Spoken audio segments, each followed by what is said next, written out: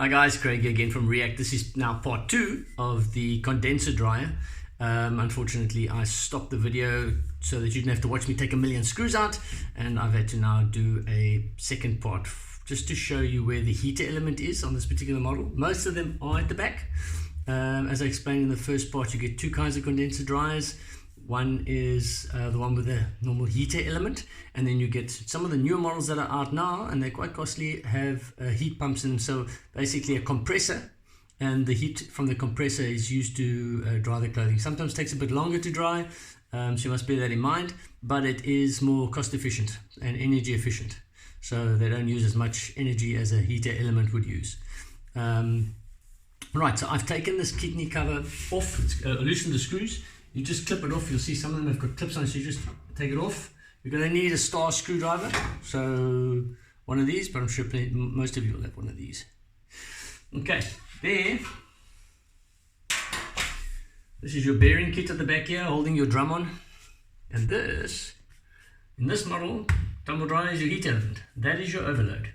So this overload will come open for a couple of reasons. Either one, your belt is broken and the drum is just turning, and because the belt is broken, the drum's not, sorry, oops, lost you guys in. Okay, because the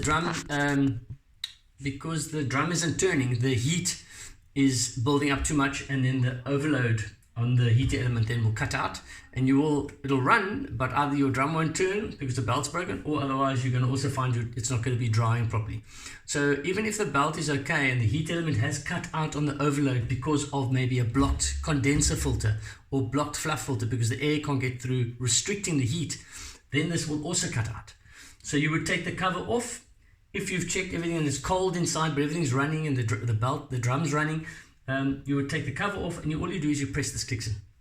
Okay, so don't forget, I mentioned originally, make sure safety first. Take the plug out so that you don't have the plug in. Take the cover off, press that. You'll hear a click. If you hear a click, you know that was your problem. And then also don't forget to check the condenser and all the filters, the fluff filters and the condenser filter that I showed in the first video. But I will link this one to the original video that I did.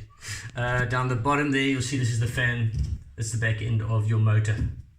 And then obviously if you wanted to take off your top cover, majority of your screws are here at the back. You take those two screws out, you slide it back, and then you can see from the top down, you can see the drum and you can see the belt. So if you were worried maybe the belt is broken, take the top cover off and you'll have a look and see. If you don't see a belt, then there's something, then the belt's broken and it's fallen down. You'll see a belt running around the back, the top of the drum once this lid is off. Okay, so that's pretty much it. I need to put my tumble dryer back together. Also this down here, most as well, have a connector here where you can either drain the water from the drawer of your condenser instead of draining it into your drawer that I showed to the top in the front of the machine. You can also drain it directly out through your wall if there's an outlet in the wall. But yeah, depending on your home, you might not have that ability to put it to a wall, depending on where the tumble dryer is situated. So then you leave it as it comes from the factory, which is like this, going straight into the condenser drawer. Okay, all right guys, hope that's going to help you and save you some money, and stay safe. Ciao.